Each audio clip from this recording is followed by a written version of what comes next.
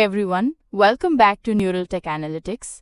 In today's session, we're moving forward in our Microsoft Fabric series and focusing on something very practical, getting started with Microsoft Fabric. Now that you know what Microsoft Fabric is and why it's such a game changer, it's time to get your hands on it.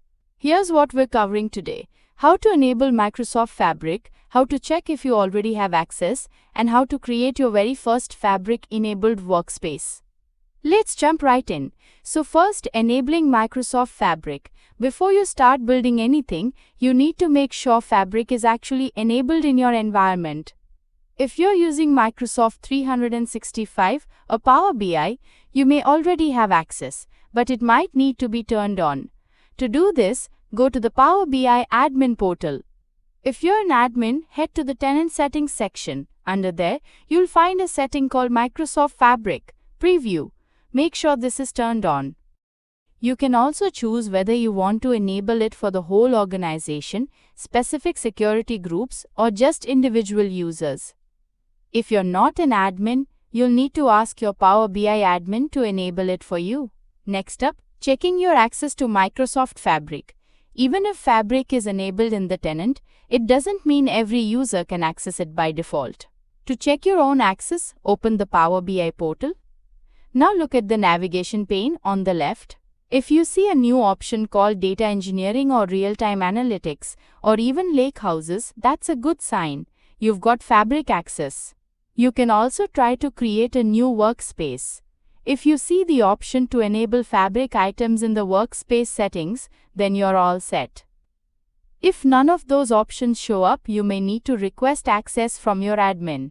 Now let's move on to the most exciting part: creating your first Fabric-enabled workspace.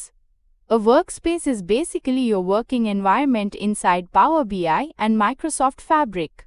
It's where you organize datasets, notebooks, pipelines, dashboards, everything. Here's how to create one. Sign into Power BI. From the Power BI portal, click on Workspaces in the left menu. Click the +Create Workspace button. Give your workspace a name. For example, Sales Analytics Fabric. Now here's the key part. Scroll down and toggle on the setting that says Enable Microsoft Fabric or Enable Fabric Items. This is what turns an ordinary workspace into a Fabric-enabled one. Click Apply, and just like that, you've created your first Fabric workspace. To find your workspace again later, go back to the Workspaces tab and type the name into the search box. You can even pin it so it always shows at the top for easy access. Now click on your workspace name. This opens it up in the main window. You'll see a new navigation pane on the left where you can quickly switch between items in your project. Since we haven't built anything yet, the workspace will be empty. Now inside this workspace, you'll notice new options that didn't exist before, like Lakehouse, Data Pipeline, Notebook, KQL Database, and more.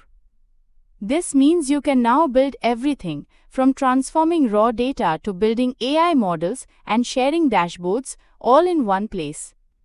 At Neural Tech Analytics, we walk you through every step of working with real-world data and industry tools like Fabric. So you're not just learning features, you're building job-ready skills. Visit our website to learn more and stay tuned as we keep building together.